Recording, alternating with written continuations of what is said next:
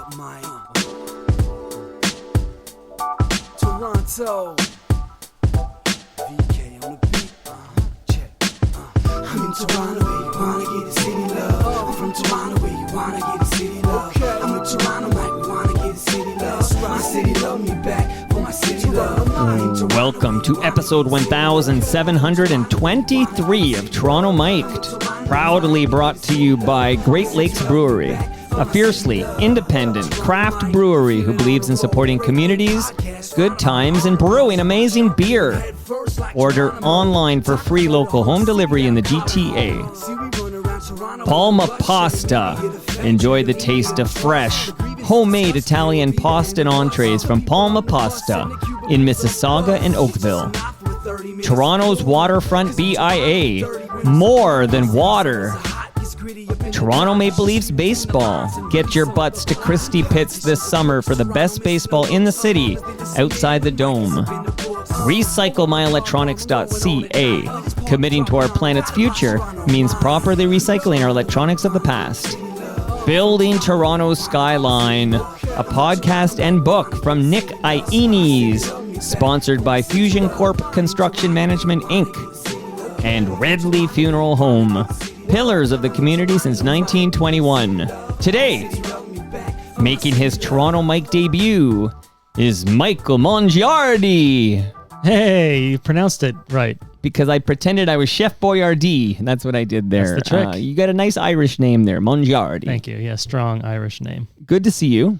Hey, quick thing here. I forgot to open. This is very unprofessional, and I'm a podcast guy. You know this. I didn't open the beer before we started, so do you mind if I just crack it right now? Well, I didn't want you to open the beer before you started because I want to hear it on the mic. So yeah, this hold it up to the mic. Great Lakes Brewery. I will say that. Right in front, though. Right in front.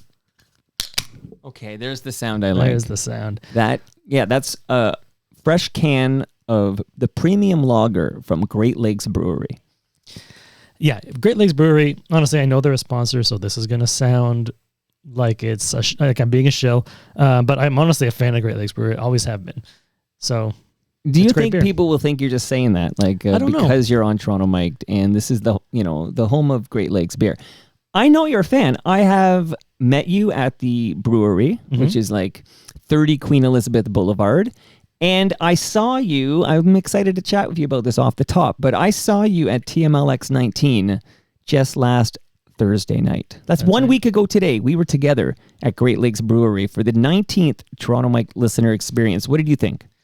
I thought it was great. I mean, as a casual listener of your show, but I'm also in your kind of community group, which, by the way, if you're listening... Why only casual? I mean, I have a lot. There's a lot of podcasts in my life, and I only have time for so much. But yeah. So, and I'm in your community as well on the secret community, the FOTM WhatsApp group. And it's very clear this community that you've built is like really cool people. Like I went in there, I didn't know anyone. I was alone, right? I knew Al Grego. I've met him before. The cuddly one. I love running into Al at every podcast event. He's like just a true mensch of a man. But I didn't know anyone else, literally all strangers. And I wandered in there and like immediately it was like, I felt like it was just like this community vibe. I felt like welcome. I'm the first person I met was that, Toronto historian that you have on often. Jeremy Hopkin, who was fascinating. We like chatted about old buildings and like cool stuff in Toronto immediately, just like right out of the gates. I was like, so anyway, I just think to be a little bit of a shill for you, Toronto Mike, I think you have built a really cool community of people. It's like supportive and positive and like, it just seems like it was like a very like family picnic vibes, like everyone just out having fun. That's how it feels, Yeah. This is like a family picnic and snow is there. It's like if snow came to your family picnic, right? Like it's like, oh, we're having a good time. Here's some good FOTMs I've seen at other events and fellow listeners of Toronto Mic. And there is the guy who sang and wrote Informer. The Informer himself. Yeah, I was too shy to ask him for I would a have introduced you. I would have brokered that deal. Maybe he would have been more than happy next time because he would have been more than happy to take a photo with Michael Mongiardi. Yeah. Okay. Yeah. I can be an informer. Well, that's going to get you beat up. Like, don't be an I think if you listen to those lyrics, and they're difficult to parse, there's some patois going on there, etc. But the idea is he's going to beat your ass if you're an informer. because Snow is not an informer. You know what I mean? He can hold the water. So that's what the song's about. Yeah, he's about going. Somebody ratted him out on something, and he's going to beat their ass in jail. Maybe I don't know. I could have that wrong. I'm going to ask Snow when he returns in September. But let me just say, Michael, it's great having you as a member of the community. Quickly, we're going to tell our origin story. Like, how did we come to meet? Do you remember reaching out and saying, "Hey, let's grab a coffee"? Yeah, I've been aware of you for a long time. I'm in the podcast world.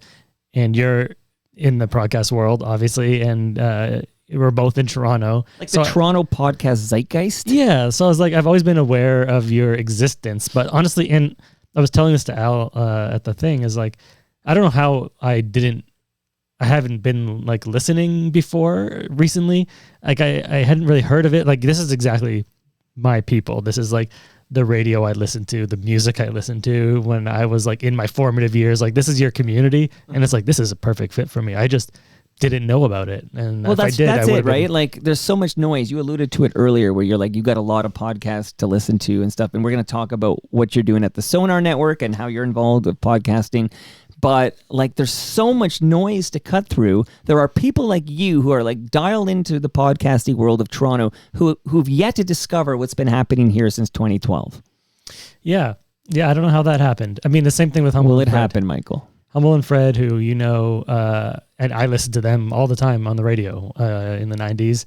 And then apparently they've been doing a podcast for 13 years or something. I had no idea. Yeah, they started before me. So 2011, I think October 2011, they started the current iteration of their podcast. Yeah. And I was there, Michael. Okay, so lots of stuff talking about, but the fact is you kind of reached out to have a coffee with me, and we met for coffee. And then, like, meanwhile, I had no idea that you were on Zooms with Humble and Fred. Do I have this story right? So I don't even realize you have a Humble and Fred connection, but you're on Zooms with Humble and Fred because Humble and Fred are talking about moving their podcast to the Sonar Network for January 2025. So this most recent January. Which is an independent like podcast collective that I run, yeah. That you run, like you founded the Sonar Network. Yeah. Me and another guy, I guess you could say I co-founded. Did you kill that guy? He has passed away.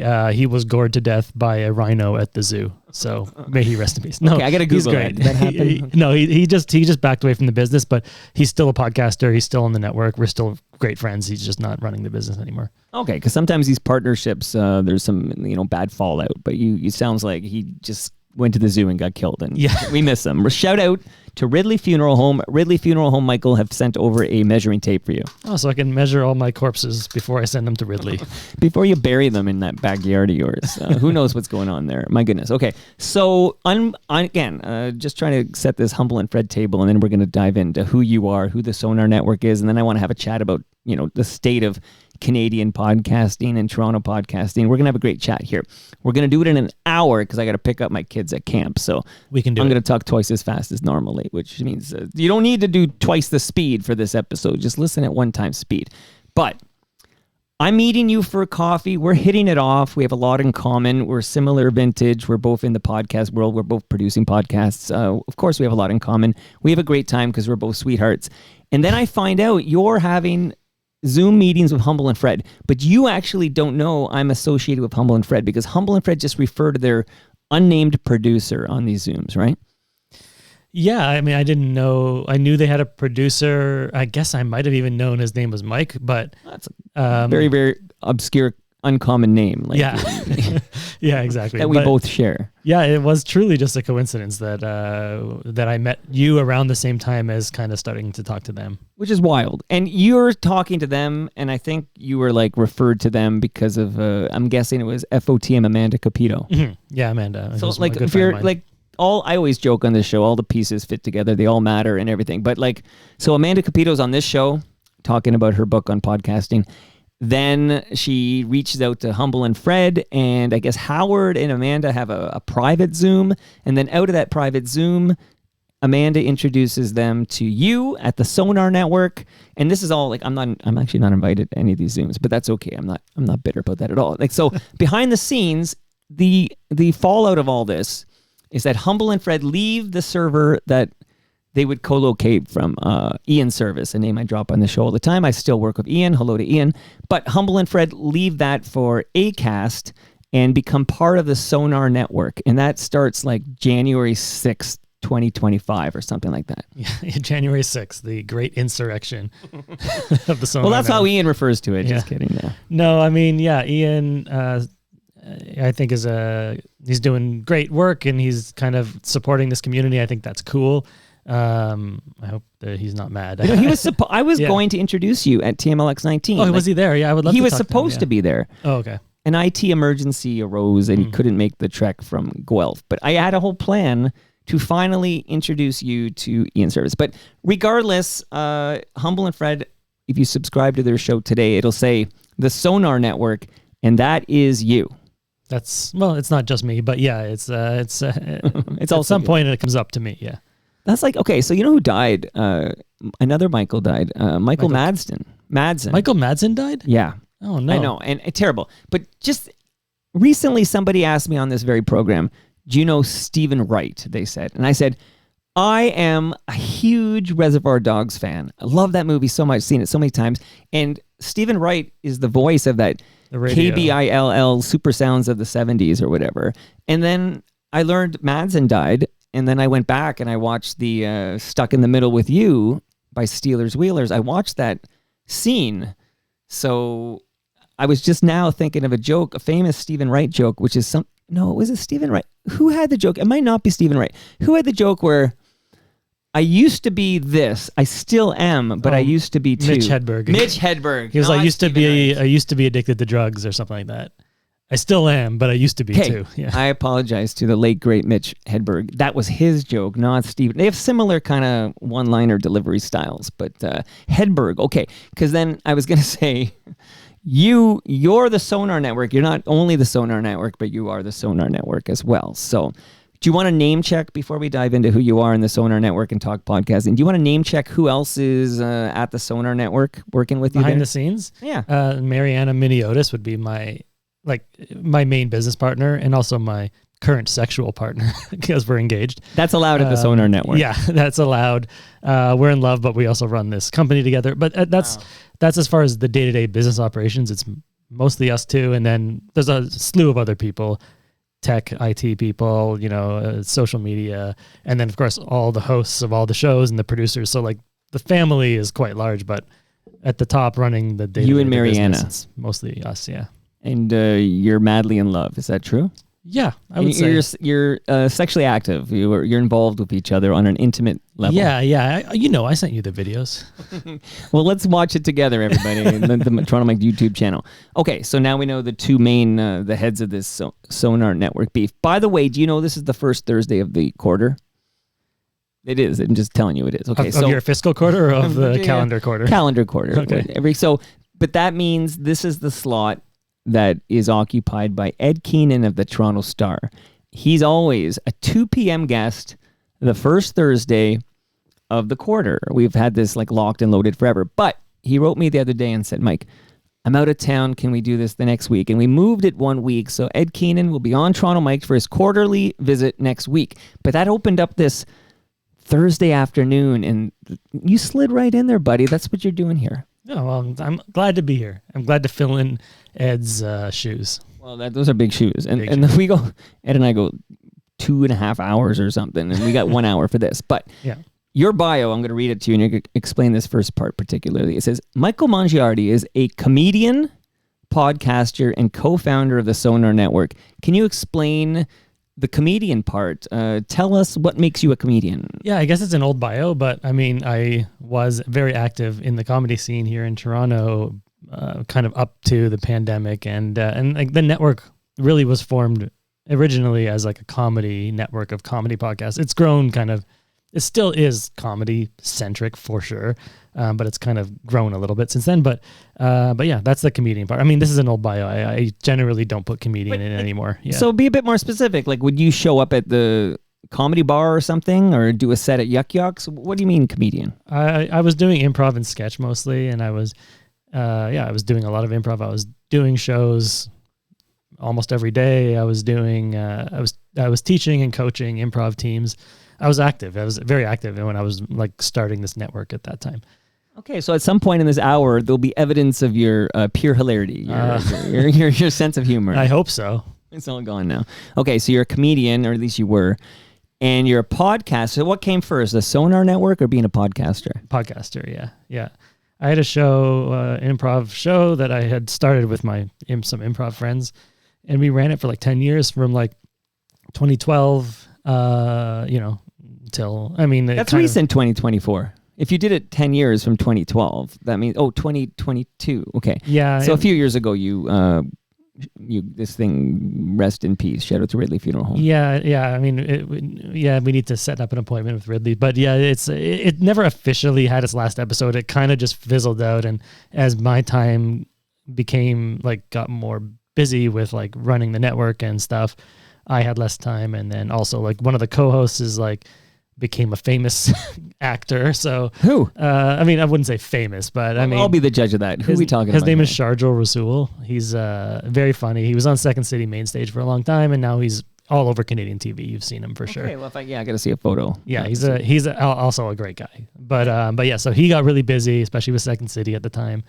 I was busy running the network, and the show kind of fizzled. Was that the goal for you prior to founding the Sonar Network or however it evolved? Was the goal for you to find yourself on like a Kim's Convenience or something as the guy who visited the convenience store or something like that?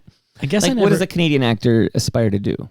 Yeah, I guess I was never really trying to be an actor. I did a few auditions, and I was like, this is not for me. I did a few auditions for commercials. I remember doing a McDonald's audition and being like, this game is just like, this is not for me. And then Jason Agnew got the gig anyway. Yeah. I don't have jackets like that.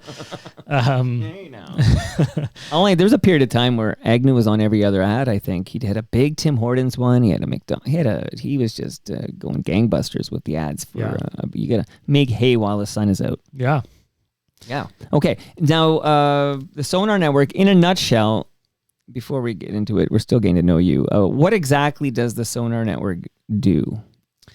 Yeah, so it's like, when we started the network, it was like, I was just a podcaster who had some friends in the local podcast community, like in Toronto, and we were just like seeing other cool networks, like cool communities pop up in other cities in the world at that time, like, mid 2010s. And we kept being like, oh, someone should do this. Someone should do this in Toronto, and then we could join it and we could be part of the community.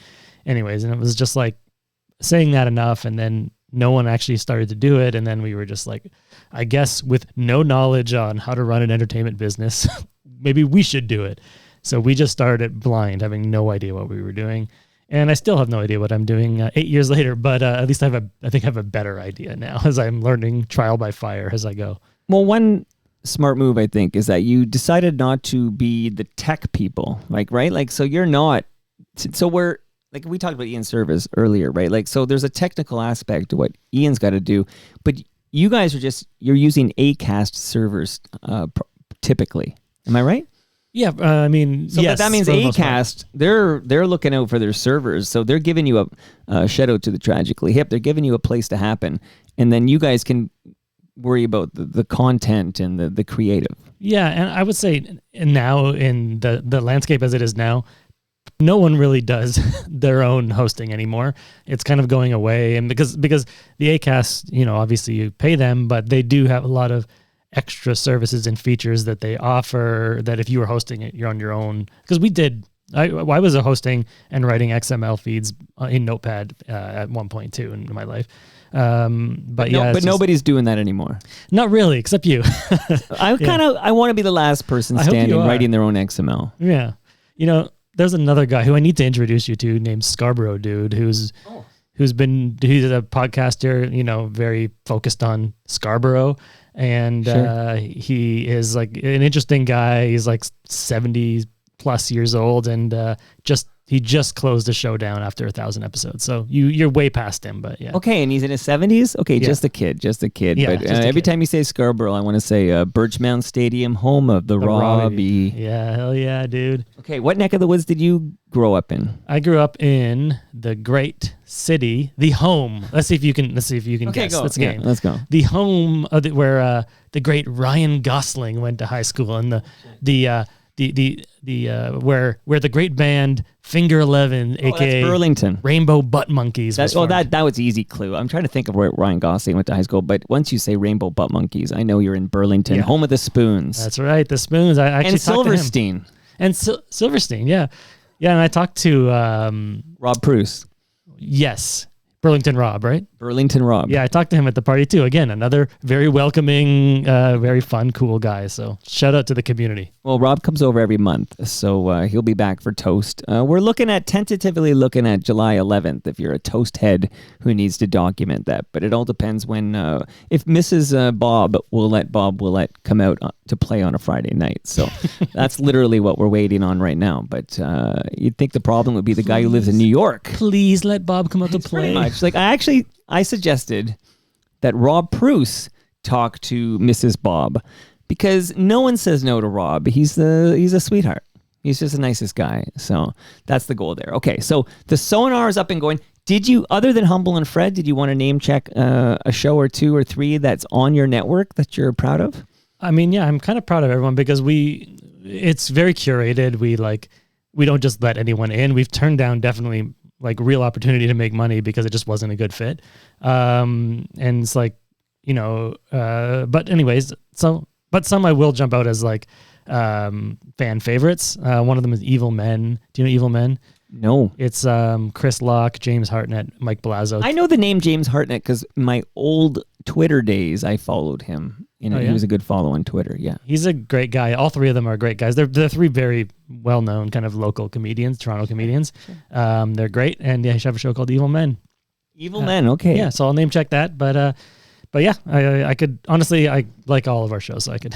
Okay. There are two, so later in this chat, there are two shows, like upcoming shows I'm going to ask you for some more info on. Sure. That are part of the Sonar Network. I think I know what they are. You can probably guess. Okay, so but where I want to go next? Well, actually, I'm going to thank a couple of partners, and then I'm going to get into it with you. There was a conversation that happened at TMLX 19 about the Humble and Fred show, and that's a good gateway into talking about what's different with Humble and Fred on the Acast servers on the Sonar Network versus the previous 10 years. Okay, there's a significant difference that you can hear. And we're going to get into that. But there's a new sponsor of Toronto Mic'd. So new sponsor alert. New sponsor alert. New sponsor alert. We need like a siren. I probably have one in the soundboard here, but that's cheesy. Okay, that's cheesy. The Waterfront BIA.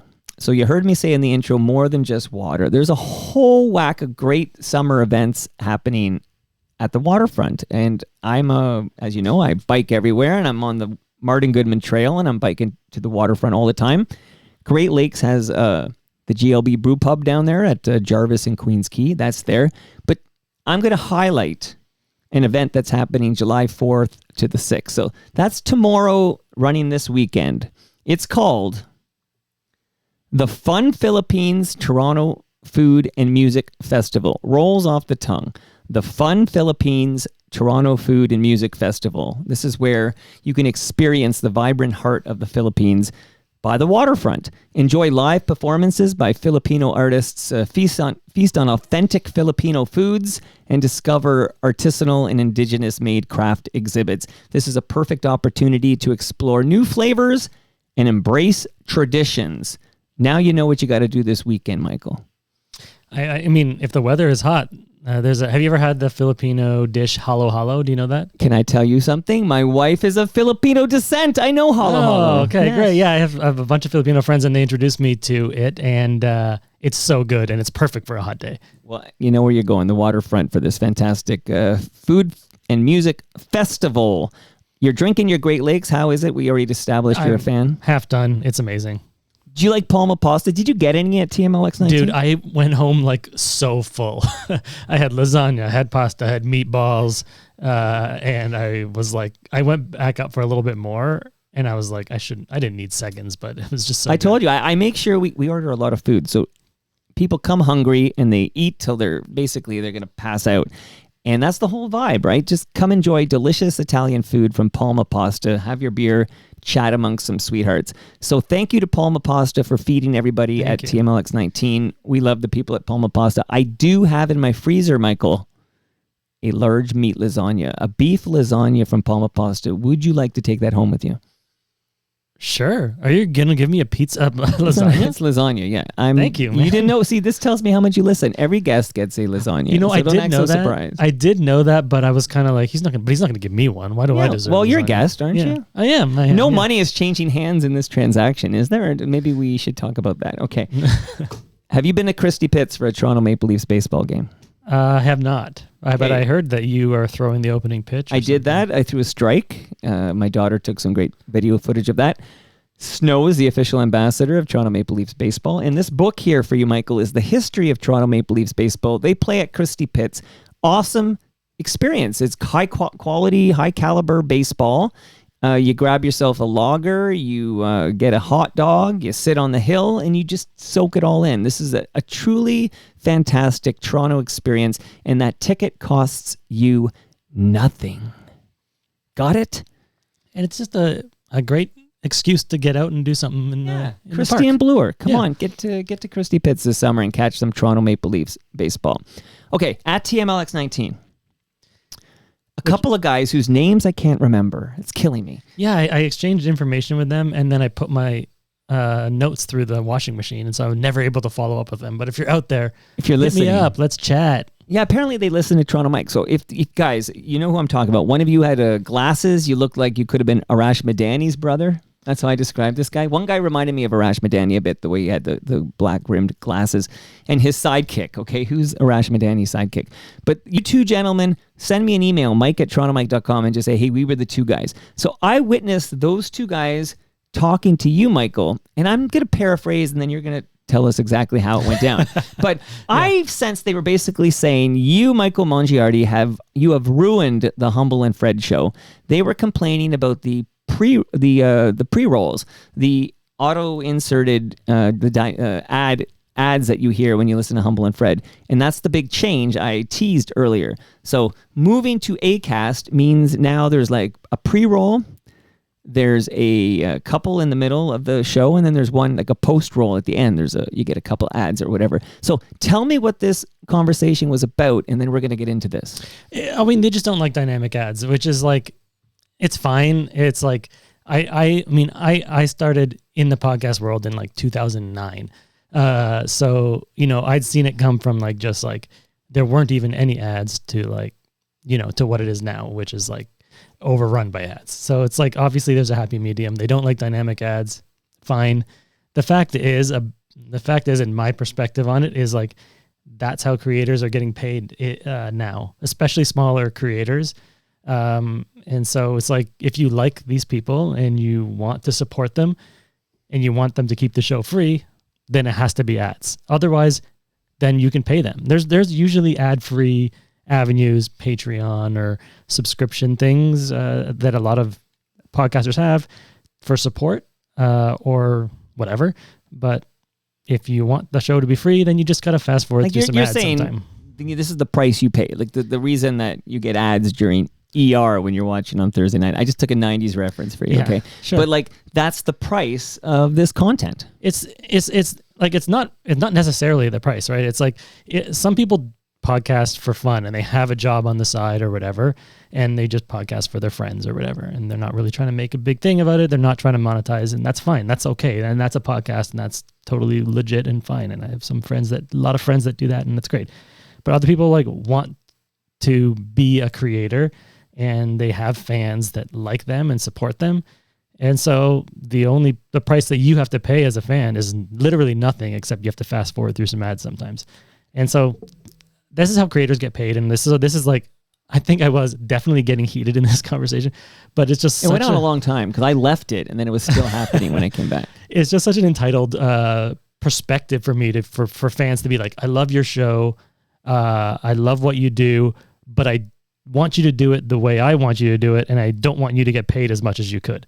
And it's like, well, if you really like them, then you would just like suffer through some ads. Like TV has ads, like you said, ER, whatever. But it's part of the problem specifically with regards to Humble and Fred, is that they did a decade of content where there were no dynamically inserted ads, and then all of a sudden in January 2025 there are like 4 different spots where the ads are dynamic. So is it just that they got used to it being one way for a decade and then it changed? So people don't like change. Yeah, this is the thing, and it's like if you give something to someone, then they will appreciate it. But when you take something away, then they get mad. So and we all knew that it was like there's going to be some backlash. It's like, and I think they did kind of get the listeners, informed, let them know it's coming and that kind of thing. But, I asked Fred about it last time I met, and he said there really hasn't been that much. No, like these 2 guys who were having the heated conversation with you did not send a note or something to Humble and Fred and complain. Like, so Humble and Fred, unless they listen to this episode, will be oblivious to the fact that there's these 2 guys who were at TMLX 19 who quote unquote who told me the dynamically inserted ads have ruined Humble and Fred. Okay. So they did not let the guys know about it. And their opinion was also misinformed in a lot of way, but I don't know if I was able to articulate it properly because I was shouting at them. But I will say that that at the end of that conversation, as I was walking away, the guy, like we shook hands, everything was fine, even though it got a little heated. Didn't come to fisticuffs. No, it didn't. Not at TMLX. But as I was leaving, he was like, hey, I'm Amando Capito's cousin. That's what the guy said. Oh my God. Well, that's a clue as to find out his identity. Except guess what? Amanda Capito is one of my closest friends. So I messaged her on the way home and I was like, oh, I think I just got in an argument with your cousin. And she was like, who is he? What is it? And I was like, described him. And she was like, I don't have any cousin or second cousin that looks like that. So that's why I'm asking you what this guy's thickens. name. I don't this remember his guy's just name. like making up that he's my friend's but cousin. That's such a rando thing to tie himself to Amanda Capito. Maybe I misunderstood what he said or something. I don't know. I mean, that's a name that doesn't sound like another name. And that, and that's okay. So that's a fascinating little tidbit. I had no idea about that. One thing, and again, I totally think these guys deserve to get paid with some dynamically inserted ad, which is a CPM deal, right? So they get paid X dollars per 1,000 downloads, essentially. Right. Yeah. Okay. But what they do, and I think these guys were okay when the ads were baked in. So if Humble and Fred, they'll start talking about Kelsey's or something, or Bodog, or a retirement, a guy who will help you with your investments for retirement, for example, right? And they would do the live reads during the show, and these guys seem fine with that. Their issue seems to be the pre-rolls. Like these are like literally pre-recorded ads that are just dropped in, just like you're watching ER on a Thursday night on NBC. Or so mid-rolls, yeah. Or yeah, I say pre-rolls as I'm using the term wrong. What is the overall umbrella term for these things? Just rolls? Dynamic ad insertion. And then pre is the ones before the show, post is at the end, and mid's in the middle, yeah. Okay, so I do know that, and then I forgot I knew that. Okay, so I feel like they felt they were suggesting that Humble and Fred were like double dipping because they were still doing the live reads, but didn't they do that? Didn't they? Sorry to interrupt. Didn't they do that on radio too? I'm sure they did, right? They did host read ads and. I'd listen to them a lot in the 90s on CFY, and it would be like this sports brought to you by, and they would do something like that. Yeah, like brought to you by whatever, Labatt's. And then I feel like there was a lot of ad tags, but most of the ads I think on terrestrial radio were pre-recorded, inserts.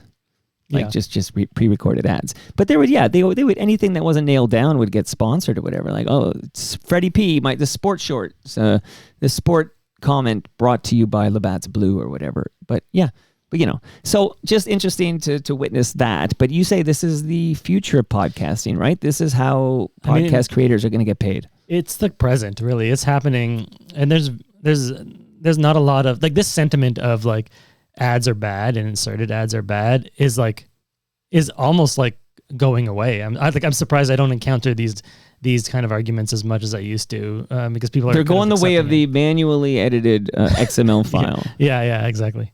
Okay, I'm going to be the last man on both, okay? Take a note, though. I'm going to be the last man on both. Let me introduce another character to this conversation. So this gentleman was not at TMLX 19. He told me he had dental surgery and could not make TMLX 19. But he absolutely was at TMLX 17 at Palma's Kitchen in Mississauga. Alan Zweig. So to set the table, Alan did a season of a podcast with FOTM Katie Lohr as a co-host, producer person. But this was called The Worst Podcast. And this was part of Canada Land's double wing. Is it a wing? I don't know. I'm going to call it a wing. Yeah, but so it's under the umbrella of Canada Land, a very famous podcast network Jesse Brown founded. And Double Double, we'll talk about specifically what it meant, but I think in a nutshell, they were trying to target Americans. I think this was an attempt to kind of break into the American market, whatnot. And Alan Zweig hosted the show, which was more of like a celebrity podcast where Alan would not know who he was going to talk to, but then there'd be a celebrity on the line, and then Alan would be his most Zweigiest and would have a conversation with this person. And that was the Worst Podcast. Is it true that the second season of the Worst Podcast is going to be a Sonar Network production? We haven't announced it publicly. Did I just announce it? Anywhere. I didn't know. You didn't tell me before. No, I think it's okay. I think, you know what, if we're going to break the big news somewhere, I'm glad it's here. Do I have a sound effect for that? Okay, probably. But are you telling me, because I feel like we had a little chat by the tree and everything, you would have said for sure, we're not ready to announce that, because you must have known I was going to ask about Alan Zweig. No, it's fine. It's fine. Yeah, we don't know any of the details about when it's coming out, but I will say that we're working on it. Sure, I can say we're working on it. Is FOTM Katie Lore going to be a part of this? The Worst Podcast is not the Worst Podcast without Katie Lore. And it's only a very bad podcast, but with Katie, it's the worst podcast. Yeah, I didn't mean it like that. I mean, like, she really is a key ingredient to why that podcast was so great. So, yeah, she's going to be back. I think my last episode that was kind of podcast focused was Katie. So Katie will be back. And she was also at that TMLX 17 at Palma's Kitchen. We love Katie on this program here. Okay, so can I ask you, is the goal still, since now we've kind of opened the bag here, the cat is out of the bag. I think that's what I'm trying to say. So will the goal of the Worst Podcast season 2 continue to be to attract Americans? Like, is it still, I just found it interesting. I don't know how famous Alan is to Americans, but I feel like he's more famous to Canadians. But Alan Zweig, is the goal still to get Americans to listen? Yeah, this is what I'll say is, okay, so you might be right. I don't know Canada Land's like business objectives. Like, was that the reason they did Double Double? Maybe not. I don't know. Maybe they just wanted to broaden. I don't know. But the reason they came to us is because, like, they were like, we know journalism, we know like interviews and Canada stuff, and they're like, you guys are experts in comedy, so like, let's join forces on this. And so that's kind of what happened. So like, they came to us, I think, not specifically to reach Americans, but just because, we know comedy, and that we might be, if we join forces, we might kind of bring in both of our listeners from different sources and try to make the show even bigger and better than it was last season. So is it a collab, as the kids would say? Like, is this going to be a Canada Land Sonar Network collaboration? Yeah, co-production, I think they're calling it. But yeah, both of our logos will be on the art and that kind of stuff. Okay. Has production began for season 2 of The Worst Podcast with Alan Zweig? Pre-production. Pre-production. So you've had meetings with Alan? I've had meetings with Alan, yeah. Okay, did you guys talk about me? Yeah, you did come up. he I'm a big Zweig head. I have to say this. I'm not apologizing for it. I think he's extremely talented and interesting. He's a very interesting Toronto character, and I am attracted to such. Yeah, he is an interesting guy, and I think he was nervous about us at first, that we were going to change the show. We were going to come in, and we were just like, no, I mean, we just want to do another season of that show, And how long is a season in your podcast world? Well, the second season, I'm not sure. I can't tell. Not that I can't tell you. I don't know. How long was season 1? 6 Season episodes? 1 was 6 episodes. Yeah. Okay, by that math, I'm on season 4,200. Oh, just kidding. Yeah. You're on season 1 still. I think. This is a 2,000 episode This season. is actually the season 1 finale. Next week, episode 1725 is start of season 2. It's tomorrow. Steve Simmons from the Toronto Sun. He'll be my first guest for season 2. That's actually not a bad idea. Just 1723. That's how many episodes per season. But okay, so people can look forward to that production. I know he did say on Toronto, I recorded from TMLX 17, so I had a live recording. Alan definitely, although Katie said it hadn't been made official, Alan definitely said the podcast was done. So it is exciting to me that it is not dead. It has been resurrected, and it is coming back. Yeah. That's exciting. We hope so. We're in the very early stages, but yeah. Okay, so when you do pick, let's say it's 6 episodes, because the first one was 6 episodes. Will they be 6 people famous to Americans, or is it something you can't speak to yet? Like, I'm only asking because season 1 had Ron MacLean in there. Ron MacLean, a very famous Canadian to Canadians, essentially unknown to an American audience. Yeah, I mean, our goal is just to get great guests, because the hook of the show that I think we didn't even mention is that, and if you know Alan from this show, you know that he's like a curmudgeon. He's kind of a grumpy guy. Proudly so. So yeah, and he's proudly, and he's great. He wrote a whole movie about curmudgeon. Yeah. So yeah, the show is about putting him in interviews with people, and that would kind of be a good pairing to a curmudgeonly kind of grumpy guy. So yeah, that's the goal. It's not like, obviously the more notoriety, the better. It's like, why would we cut off a certain part of the world if we can? But like, we're not going to get George Clooney as a guest. So, it's like, kind of getting the best guest we can. Okay, no George Clooney, because you said that because I keep referencing ER. Yeah, I guess you incepted that into my mind. But now I'm thinking of handsome American stars. Okay, George Clooney is on the Mount Rushmore with Brad Pitt, who also in many a Tarantino movie, much like the late great Michael Madsen. So, but now I'm thinking of another very handsome American, John Hamm. Okay, is there a podcast coming from the Sonar Network that has big names like John Hamm participating in it? Yeah, how did you know that? I'm reading it right here in the press release you gave me before you walked in. Not sure I didn't give you one, but I have been talking about this show nonstop, so no surprise you knew about it. But yeah, we're releasing a show coming out July 29th of this month. It's my daughter's 21st birthday. Oh, wow, big birthday, big one. But yeah, it's a narrative comedy series written by Mike Sachs, and it stars John Hamm, Bobby Moynihan. Well, he's funny. Yeah, he's great. Ray Seahorn from Better Call Saul. She's great. John Waters. I just watched the remake of Hairspray with my youngest yesterday. John Waters has a cameo early where he's walking on. I said, that's John Waters. And then I said, that's the guy from the Homer Sexual.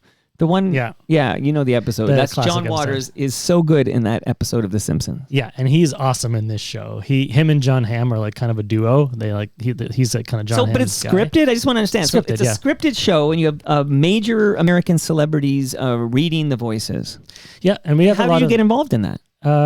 We've worked with Mike Sachs before, who's like Mike Sachs, well-known author in the comedy world. He wrote like Poking a Dead Frog, and Here's the Kicker. These interview books. But he's also written a lot of fiction, and we've worked with him before, and he just liked working with us. I think he said he refers to us. He says that we're like punk rock. He didn't like working with like networks that are like, going to give him lots of notes, and he's got to go through all this red tape. And for us, it's like we just wanted Mike to be able to make the show that he wanted and the show that he envisioned. Right. And that's why he, I think, went with us in the end. Yeah. If you're punk rock, I'm fucking Stephen Leckie over here. I'm the Vile Tones. Okay. Yeah, absolutely. Okay, so that's coming on my daughter's birthday. That's July 29th. People can hear this on the Sonar. What's the name of it again? Stanland. Yeah. Subscribe. You can subscribe to it right now. Even there's a trailer out there. There's a teaser. Yeah. Yeah. Okay, so I wanted to make sure I shouted out the Zweig connection, and then we did talk some Humble and Fred here. How's it going of Humble and Fred, by the way? You're now 6 months deep into your relationship with these two Toronto radio legends. It's going great. Had a meeting with them the other day. We got some fun stuff that we're working on. But yeah, I think we're just cruising along. I know they have a live show that I want to go to next week. Yeah, Kelsey. I got a note this morning from Fred saying, "Hey, we want a psychic at this show. Like, go book a psychic." And I'm thinking like Psychic Nikki from the '90s, but Psychic Nikki, they don't want Psychic Nikki. They want a new psychic. And I literally spent time this morning on the phone with psychics who could be at a Kelsey's in Burlington for an hour on a Sunday, and to feel who had the best sense of humor and vibe for the Humble and Fred show. I literally was doing that this morning for this event. Oh, wow. Cool. So if this guest is great, I get all the credit. If this guest sucks, it was a terrible idea, not my fault. Yeah, I agree with that. You got that? Yeah. Okay, I want to make sure I second that. We're clear on that. Okay, two quick shout. I realize when I'm doing an hour, it's like a whole different ballgame here. Let's actually work. So I'm going to shout out recyclemyelectronics.ca because, Michael, I'm sure you have old cables, maybe old microphones, old laptops, just sitting in a drawer or a closet, or maybe you got a whole like suite for this. I don't know. But don't throw them in the garbage because those chemicals end up in our landfill. Go to recyclemyelectronics.ca, put in your postal code, and find out where to drop it off to be properly recycled, okay? Okay, yeah, that's good. I actually do have all kinds of that stuff, and it's literally just taking up space in my house. I'm never going to use it again. Well, honestly, I'm not, sure, I'm paid to say it, but I mean it because I've done it. Recyclemyelectronics.ca, you'll see a place near you. It might be a Staples, who knows what it is. But then you just drop it off, and it gets properly recycled, and you got like a good feeling. Yeah. It's a good feeling you'll get. Yeah, okay? I'm in. I'm going to do it. Okay, do that. Building Toronto's Skyline and Building Success are two podcast series from Nick Iones. He's from Fusion Corp Development, and he stepped up to help fuel the Real Talk. And we love Nick. We got a couple of episodes recording next Friday morning. I urge everybody to subscribe to these podcasts and also subscribe to Brad Jones from Ridley Funeral Home's fine podcast, Life's Undertaking. We recorded a new episode yesterday. Okay, Michael, why are you, by the way, a Michael and not a Mike? I'm only a Michael because you've been calling me Michael. But I see Michael it says Michael Mongiardi. I've never seen Mike Mongiardi. Yeah, I guess you're right. I do write that. Well, I'm not just, I would never like by default say Michael. Like it's everywhere I see, it's Michael. Yeah, I truly don't have a preference. People always ask me. But yeah, in emails and stuff, like my signature says Michael, but like Mike is fine. Mike but is all the totally bios, fine. like all the official Sonar Network bios say Michael Mongiardi. Yeah, like maybe. at some point, someone made a decision that your public facing name was going to be Michael. Yeah, I don't know how that happened, but it was kind of accidental because people in my life call me Mike. Yeah, Can I call you Mike? absolutely. No, I'm Mike. You got to be Michael. Oh, Okay. that's fair. Yeah. So now I want to spend the last 15 minutes here having a general chat about the state of Canadian podcasting. Like, what are your thoughts on the current state of Canadian podcasting? And what I mean by that is, by Canadian podcasters for Canadians. I'm tired of the Canadian podcasters targeting Americans. I would love to know how you think the industry is doing right now. I think that so you were talking Canadians specifically. Well, Canadians for Canadians is what I specifically am interested in. Yeah, so I think the Canadian industry is a little bit sad.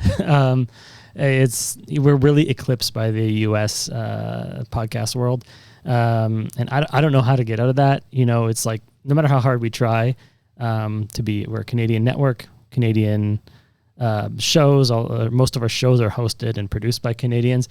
Still, a huge majority of our listenership is coming from the U.S. It's just, their population is so much bigger than ours, and they have so much sway in the world stage. Well, it's 10 times bigger than ours, but I'll bet you it's more than 10 times the listenership coming out of the States. No, it's less than 10 times. Okay. Yeah, it's less than 10 times. But yeah, it is definitely 5 times. Okay. Yeah. But I gotta ask you, so like you're so excited, and rightly so, that you have this scripted podcast by Mr. Sachs that is gonna have voices like John Hamm and Bobby Moynihan, and these are like very famous. This is like a Smartless crew, okay? Although one of the Smartless guys is Canadian, but might as well be American, okay? Yeah. But the fact that these are big American stars doing this scripted thing, the fact that it's you is kind of cool, but there is no Canadianity at play with that particular project. Well, that's not true entirely. Educate me. All of these people above the line, these big stars, we didn't really have any say. Not that we wanted to. We love these people. The cast is incredible. But I made it. So we're producing and executive producing this show. So it was it was really important to me to get as many Canadian people in as we could. So a lot of the smaller parts, the people that like show up that are in a couple episodes or have like small arcs, not like the main cast. A lot of the supporting cast are Canadian comedians and actors in our like little sphere. So, and that was important to me to get as much Canadian representation as we could. Yeah. Okay, we have handsome guys too, like Ryan Gosling you mentioned earlier. He's a handsome Canadian. Yeah, Ryan Reynolds. All the Ryan Ryans. Reynolds. There's a couple. There's a lot of handsome. I think that we punch above our weight when it comes to handsome guys. Look at us two. We got Nick Boone or Mike Boone. Yeah. Who the fuck is this Nick Boone? You're You know telling me Toronto so handsome. Nick. I know Nick Iones is a handsome guy. I don't blame you for confusing us. It's funny. I swear to you, I thought I turned off my ringer. Like I thought I did it. Oh, But I'm not even hearing it. No, but I know, but I am, and I just glance on this watch here, and it's Nick Iones. I think he knows we're talking about him. Yeah. Quick, you mentioned Jeremy Hopkin. He's watching us live at live.torontomike.com. Hey, he says Jeremy. it was his pleasure to meet you at TMLX19. Honestly, really genuinely nice guy. You know, you just like, and I'm like, if you're listening to this right now and you're like in the Toronto Mike ecosystem and you've always been like, yeah, I'd love to go to one of those things, but like I'm shy or whatever, like just go. Honestly, I was like nervous to go. I'm like a nervous kind of guy, especially in groups of people I don't know. But you were a comedian. Yeah, I know. I mean, on An stage improv is comedian. different. On stage is very different than being in crowds, but it was like so welcoming. And if you're thinking about going, just go. You'll have fun. And it was, delightful to meet him and just chat about like Toronto for a few minutes. Yeah, it's cool. Also, J-Ho, I'm just reading what he wrote here. I prefer the way Toronto Mike organically places ads, sometimes in a funny way. So thank you, Jeremy Hopkin, because that is how I'm currently rolling. But who knows? Maybe after this chat with Michael, tomorrow with Steve Simmons, it's going to be a pre-roll, a mid-roll, maybe a few mid-rolls, depending on how long I go, a post-roll. We might be rolling. Shout out to Fred Durst of Limp Bizkit. Rest in peace, Fred Durst. He's not dead. Well, not What are you yet. saying? Check what time it is? Yeah, check your time. Check your Fred watch. Durst, as no shout out to Ridley Funeral Home required. That red hat, he was rocking the douchey red hat before it was popular to rock the douchey red hat. Yeah. Give him some credit there. He was ahead of the curve on that one. Hey, so I'm specifically, Michael, since you live and breathe the podcasting world like I do.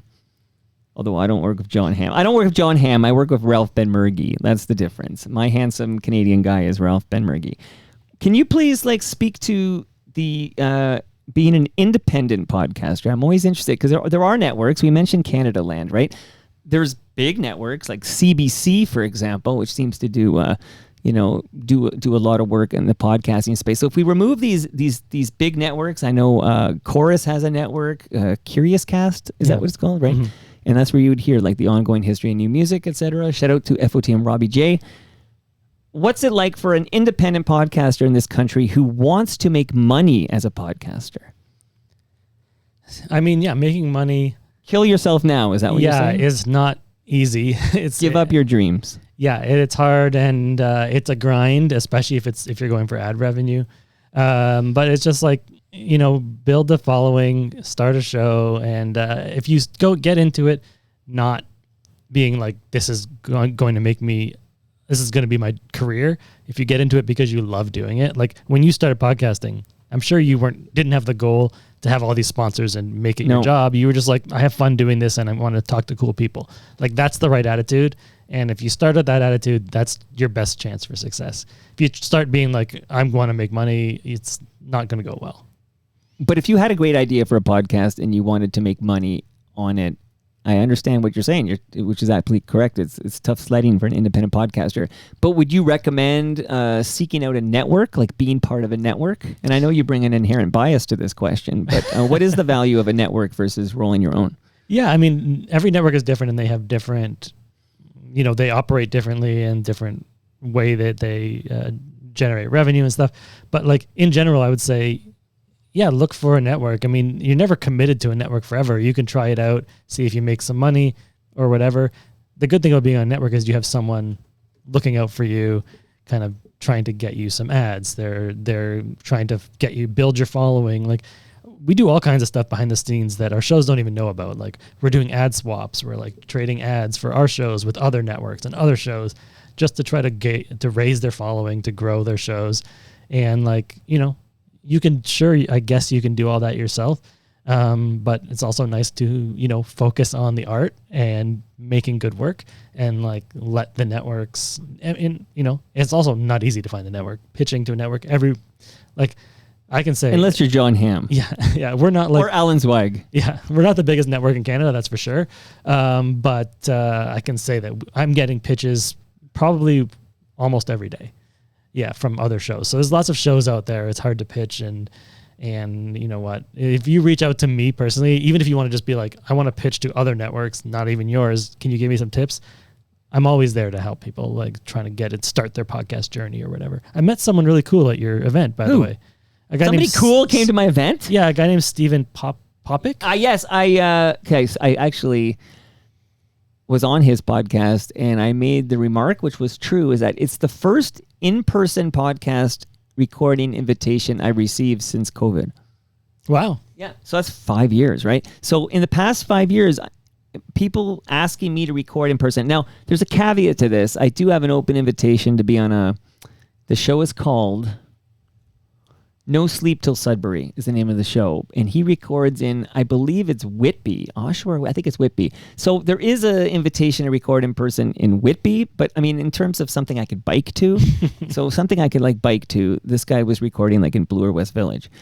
And it was an easy little bike ride. And I sat down with him and had a nice little chat with him. And I remember thinking, oh, this is how podcasting should be done in person. And then I remember that's how I do it, Michael. That's right.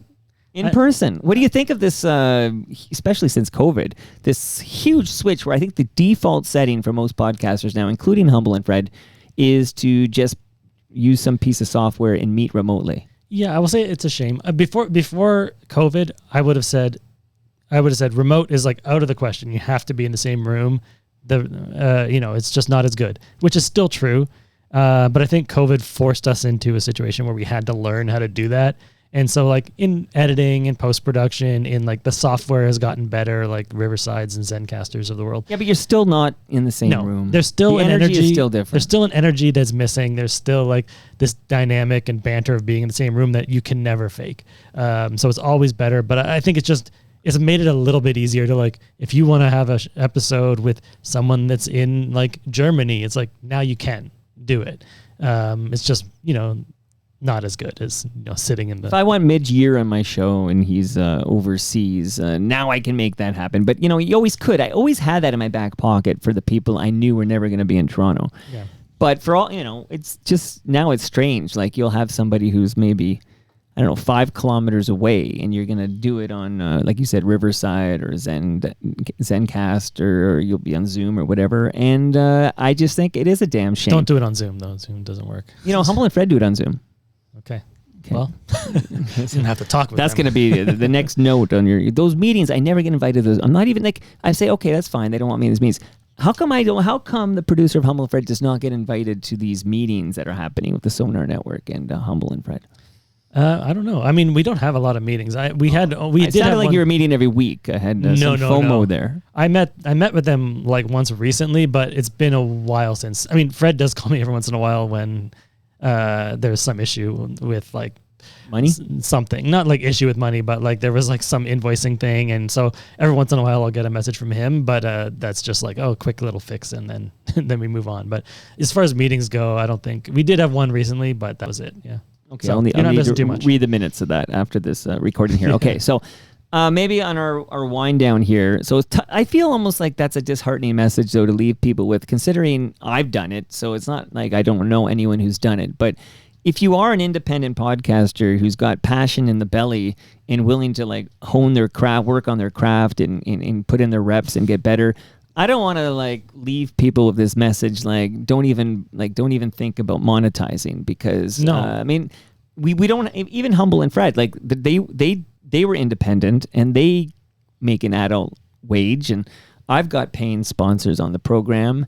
I've got a lasagna in my freezer for you. You're going home with some fresh craft beer from Great Lakes. You got a measuring tape from Ridley Funeral Home and a book on the Maple Leafs history. This is mine? Yeah. Sweet. Didn't I give it to you? Okay, well, right, thank you. Yeah, for sure.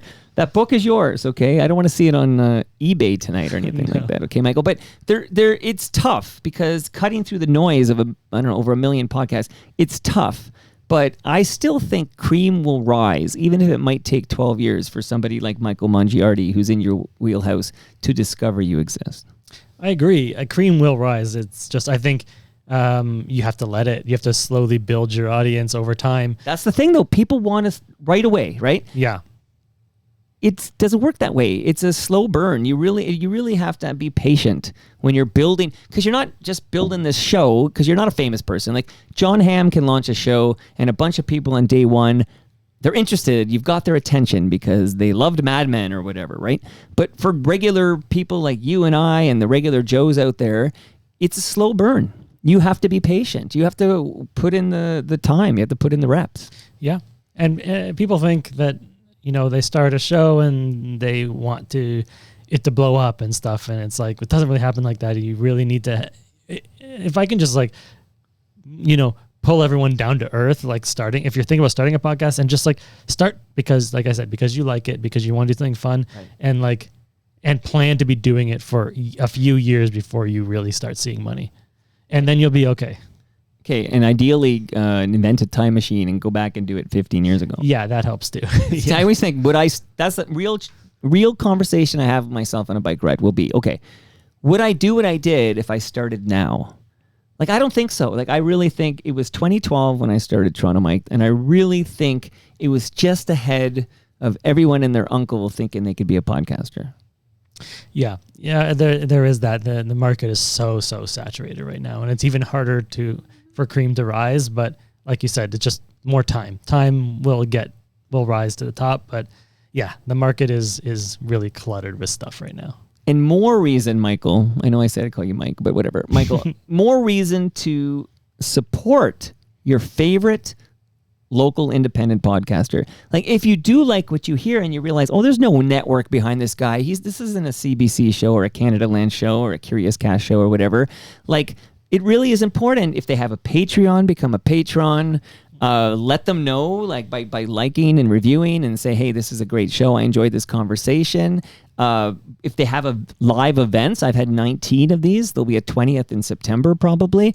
If you can geographically make an appearance and just show the love, show the support. And if they have sponsors, and I'm not talking, that's the difference I think between these dynamic roles and the actual live reads, is that when I do a live read for Palma Pasta, you can hear the end of Toast recorded last Thursday where we phoned Anthony Petrucci from Palma Pasta live on the recording to ask what food will be at TMLX 19. We did that live, right? And that's the relationship. I was at Great Lakes Brewery. They were hosting us for that day, and Troy was there because I think he won't admit it, but I think he wanted to see snow. I don't know. But my point is that let the sponsors know you're buying there and you're spending money there because they support Toronto Mike. I mean, any independent podcast, okay? And I don't know, I'll add to that too, Mike. Do you add to it, Michael? Do you have promo codes? Do your brands sponsor you with codes to use? Some have, but currently there are no promo codes. Okay, well, if there are, always use the codes. Don't forget to use the codes. Right. Use the code for the creator who sent you there, because that's how they get credit. That's how they get kickback, or that's how they just get recognized for having driven people over to the brand. So yeah. Okay, so we agree. So on our way out here, you've been amazing, Michael. You're now officially an FOTM. Oh, it's an honor. Although I think when you show up at a Toronto Mike listener experience, you get the status at that moment. But now the world knows about it. So you're here. We're kind of in business together because I produce a show that's on your network. So we're, already kind of in business together. Yep. I took notes here. Things I do wrong. Okay. And then you can tell me what to add to this list on our way out.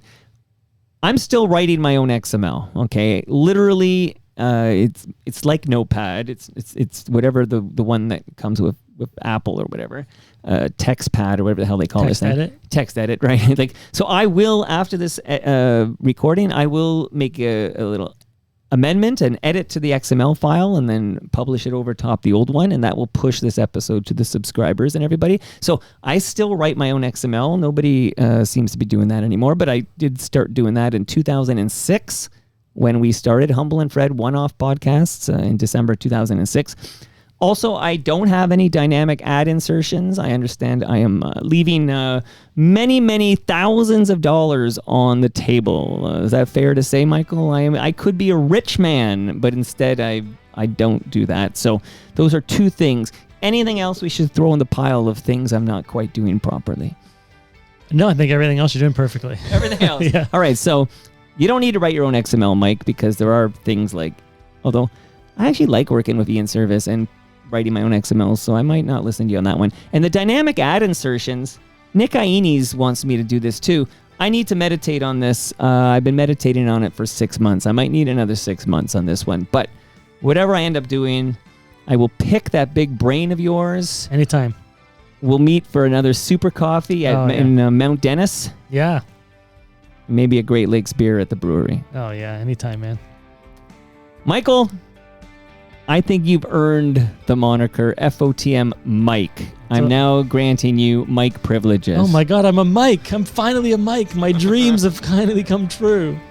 And shout out to Ellen Zweig. When he launches season 2 of this podcast, urge him to come back on Toronto Mike. Force him to come back at gunpoint. And you know he's launching another show with a different network. Yeah, we don't talk about that one. We don't talk about Bruno.